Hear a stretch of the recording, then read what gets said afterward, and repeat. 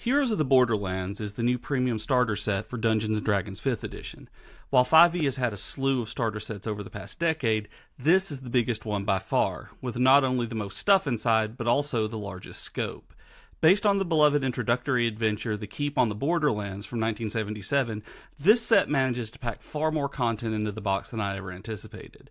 While I didn't grow up with The Keep being a touchstone of gaming, thousands of people did, and I can't speak to the quality of the adaptation, only to the quality of what's in this box, and I'm pretty impressed by it. If I have one quibble with the box out of the gate, though, it's that Wizards of the Coast actually calls it a board game in their marketing materials, and even on the product page on D&D Beyond.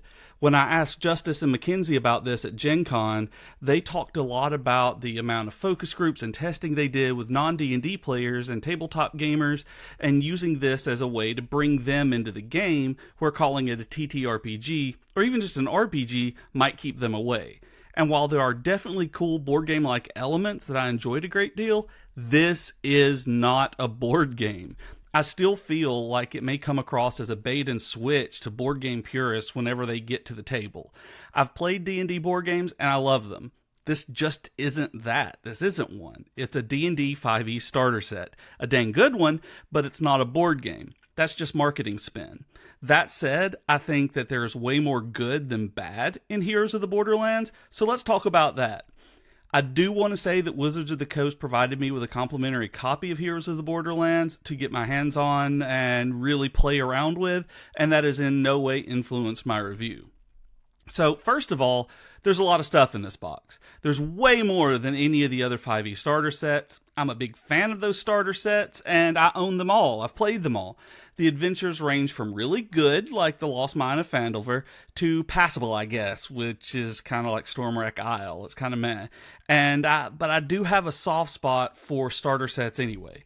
But they're not necessarily the most well-made starter sets I've ever seen. They're kind of flimsy. They're meant to get people at the table and then invest in other stuff.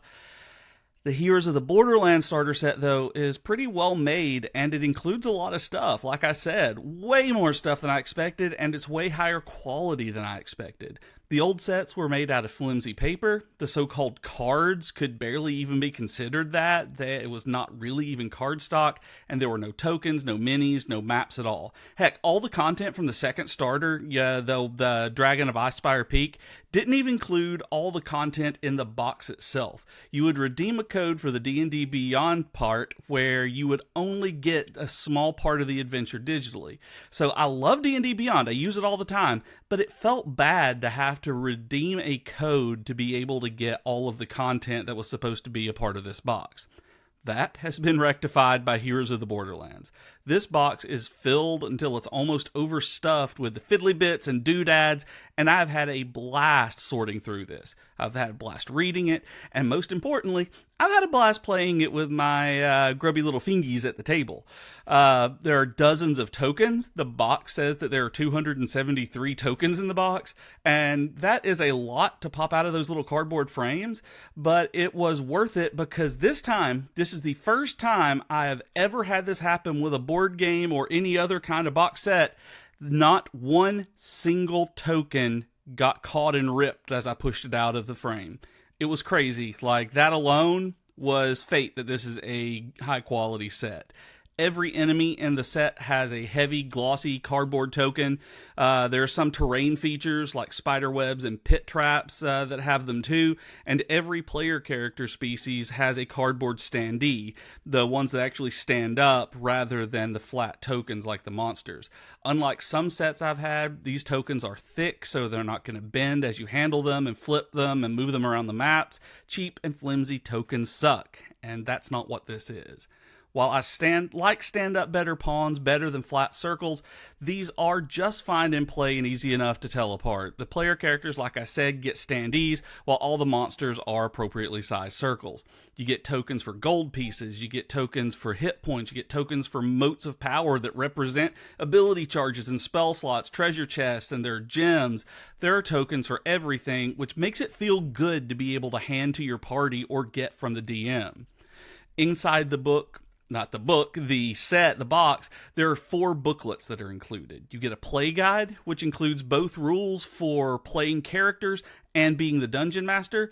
You get a set of wilderness adventures. You get a gazetteer and quest book for the Keep on the Borderlands itself. And you get a dungeon campaign through the Caves of Chaos. The paper on these is decent quality, but what surprised me the most is that these are saddle-stitched books and not stapled. Stapled books like this come apart fast, and these honestly just feel better to use at the table because I didn't feel like I was going to have to be overly careful with them. I wasn't scared I was going to rip a page out just by flipping through it. And there are maps. Y'all, there are maps. There are maps to go along with every single one of the places that the adventure books take you to. You get to use the tokens all over them, and really you get to place all of these little bits and baubles everywhere. These maps are high contrast, the art is great, and I love the style that they're in. I can say with absolutely no hyperbole that I will pull these maps out and use them in other sessions just because I like the art style so much. I will find a way to use these elsewhere.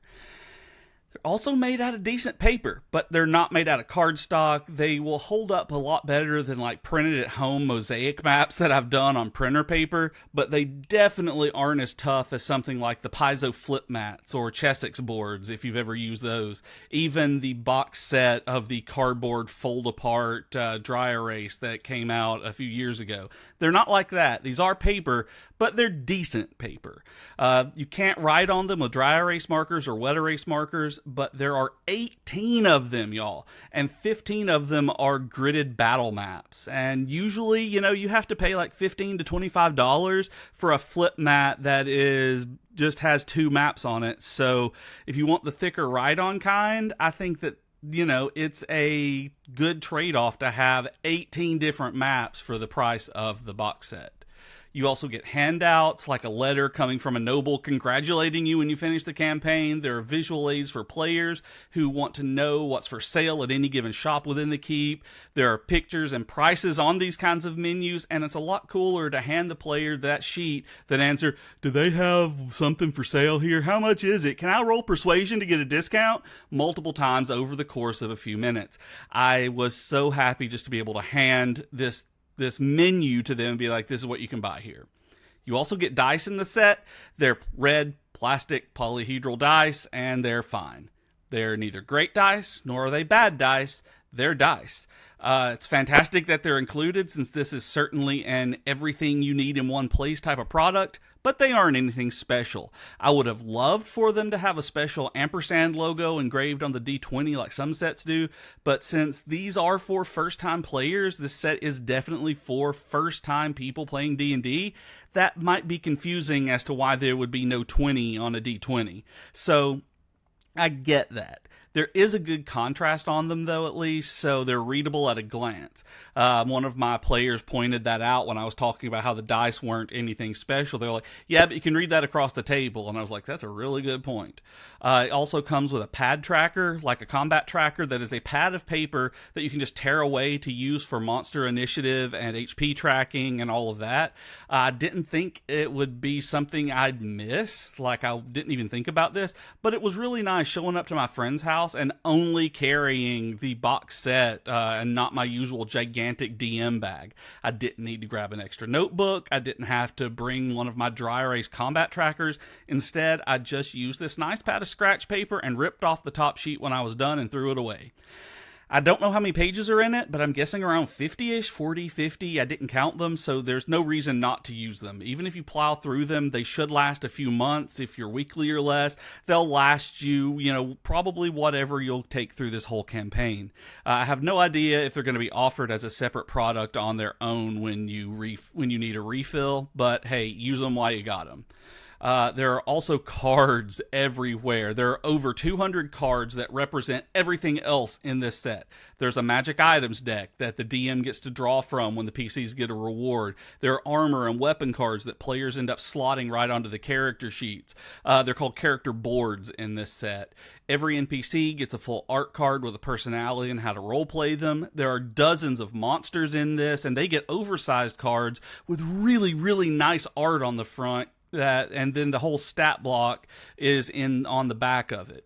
There are spell cards so that people can actually play the card when they're casting a spell. And when setting up for the first time, players choose their species, dwarf, elf, human, whatever, and their background, charlatan, acolyte, farmer, whatever. And from a series of cards that, like the weapons and armor, get slotted in right beside everything else to make the character feel like they're really fleshed out instead of just a series of numbers on a white sheet of paper. It made my players feel a lot more involved than just being handed a pre-generated character sheet. I wasn't sure how I'd like the character board idea, to be honest, when I first heard about it. But giving players these kind of fiddly bits to mess with during a session is a really, really smart inclusion. I can see this in a lot of people's games, that it will keep people off their phones just because they have something to mess with right in front of them so that they don't get that distant look in their eye and just wait on their turn. Now, what's not in this box is a DM screen. And I completely understand why they made this choice. As they said in my interview earlier, Justice and Makenzie, the team wanted to remove the separation of the dungeon master from the other players. Hiding behind a screen makes it seem as though the DM isn't as much of a player as other people, so the removal of that literal barrier makes it feel a bunch more cohesive. This set does not come with a place for players to keep notes on anything, which is done for simplicity's sake, but it actually becomes pretty annoying in practice. There are always things to note down, whether it's for the DM to remember, for players to track something. I might need to remember something as a DM. The players might need to track that they picked up a box of flour, whatever it is, that don't have different kinds of cards for it, which is also something else that they don't include in this. There aren't cards for all the items mentioned in the adventure. And maybe this is just my group, but when a wagon of supplies says that there's a bag of flour, they will take that bag of flour. There is no card for the bag of flour, and there is no note section to add on the character board that they would have anything other than these preordained, preset items that are in the items deck. This is minor.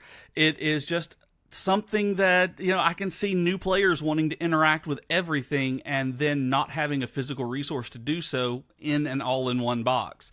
That was just one of the small things that we noticed that could have made it a little bit better, but that is also a production issue as well, and what you can actually fit in a physical box.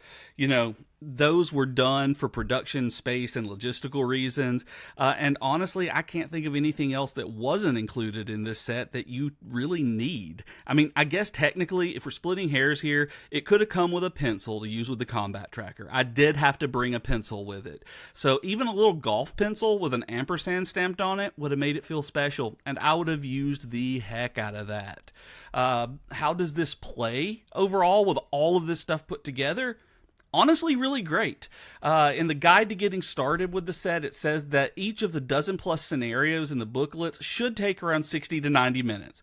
The first night my group sat down with Heroes of the Borderlands, we made it through 2 of those adventures in 4 hours. So that includes time swapping DMs at the halfway point, along with the appropriate setup and breakdown. So I guess around 4.5, including that setup, because, it took a while to get everyone's character boards and all the cards they needed sorted and distributed, even though I had done a lot of breaking stuff apart beforehand on my own. The adventures themselves, pretty spot on in length. Some of the scenarios were almost all role-playing and social, such as those in the Keep on the Borderlands itself, while others were almost all combat, like the Caves of Chaos. Then the Wilderness Adventures add in that third pillar of RPG design, exploration. There are dozens of hours of playtime included in this set when you take all of that into consideration. To do everything at the pace quoted, it would take your party anywhere between 30 and 50 hours. That is insane for a starter set. The Wilderness book comes with 4 adventures, and the Caves of Chaos encompasses 11 different dungeon maps to explore. Just the Caves of Chaos has 11 different dungeon maps. The Keep has a booklet of 13 individual quests, and I'm using air quotes for that could be done without the use of any of the gridded battle maps too. So in addition to all of the shops and NPC interactions that will come naturally as the characters explore that area. Like I said, this plays great. The character boards, the cards, the tokens are way better than simple pre-generated character sheets. everything that I want to see in a starter set is now done with this. They were fun to use with the constant moving of power tokens for abilities. It was easy to keep up with spell slots. Sorting through the cards to find Guiding Bolt or Ray of Frost was great, like slamming it on the table. Using the monster cards as a DM was really nice when compared to having to flip back and forth between one spot in the monster manual or one spot in the back of the book and then the story at the top. It was really nice. The maps were just as great as I had expected. The art is incredibly nice with good contrast on the table. It was never in doubt where any of the characters were or what was going on. The encounters we did had enough terrain variation that we were able to play pretty tactically with line of sight and elevation. It was a big setup for a single level generic. It was a big step up. I mean, not setup, a big step up from the single level generic green grass field that comes in boxes by default. You know what I'm talking about, just the green grass, like small place to have a generic battle. These maps are so much better than that. And, you know, we've played 5e for years, but we did our best to approach this with the mindset of new players. We were looking at this as, if I had never touched this stuff before, what would I think about this? We also made sure only to use the rules that were in the play guide. We didn't touch any of the new 2024 core books. Which reminds me, Heroes of the Borderlands uses the 2024 updated rule set. So I figure, you know, it goes without saying since it's 2025 and the new rules are out there, but I also don't want anyone to get blindsided by the use of the 5.5 set either. And, you know, in our time with the set, there wasn't a single rule that we couldn't look up in that play guide, which was pretty great. I didn't feel like I needed my player handbook or GM's guide, DM's guide, or anything like that. I personally really enjoyed the circular tokens more than I expected to. One side of them is labeled with letters like A through F so you can keep up with which enemy is which. And despite my overall preference for standees over tokens, I do wish that the player characters had been circles too. It was actually hard to see the action from certain angles on the table, with some of them being flush with the ground and others standing upright beside them. It didn't really impede play, but it did make it so that we had to look around a lot more, stand up to see what was around the table, what was around different characters. The terrain tokens were fun too. The characters at one point fell into a pit trap, and when the DM pulled an actual pit trap to overlay the map, it made the trap feel like so much more of an experience than just knocking my standee onto the side to represent the fall. There's a spiderweb terrain token that we never ran into, but he had set out, so I wonder what that was from. And when we found a treasure chest later, he just popped it down onto the map as a token while we were looting it and drawing from the magic items deck, and that was a lot of fun. It added to the experience. And like I said before, there are NPC cards, and monster cards where the stats are a great addition. It was neat to be able to show them exactly what the NPC looked like instead of having to hold up like the hardcover book or something like that to be like, hey, and try to cover up the text and show them what they looked like. Small thing, but like everything else in this set, it adds up to make a really fantastic starter experience. I do have a few quibbles though. We ran into a few issues with testing. And the first was that no characters came with typical adventuring supplies, like rope.